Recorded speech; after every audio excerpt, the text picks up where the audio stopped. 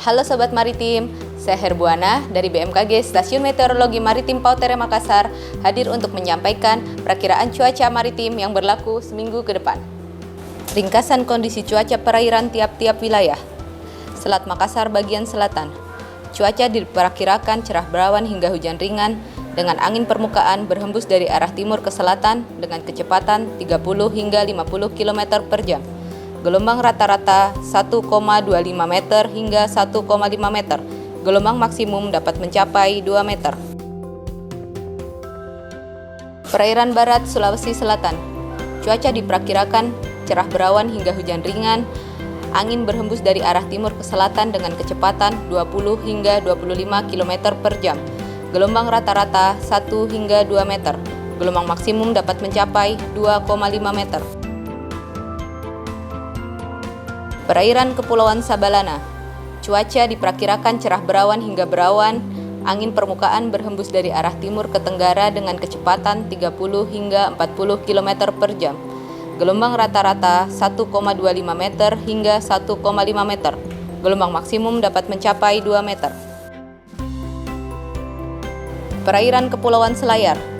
Cuaca diperkirakan cerah berawan hingga berawan, angin berhembus dari arah timur laut ke tenggara dengan kecepatan 30 hingga 50 km per jam.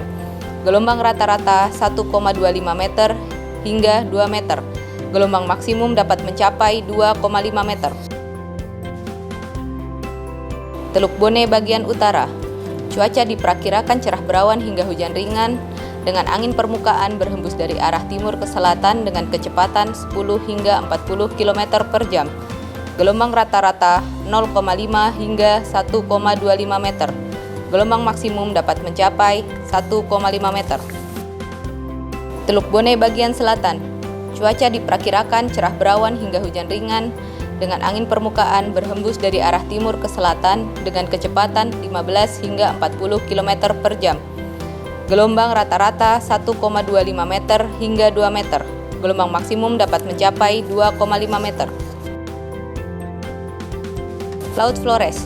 Cuaca diperkirakan cerah hingga berawan dengan angin permukaan berhembus dari arah timur ke selatan dengan kecepatan 30 hingga 60 km per jam.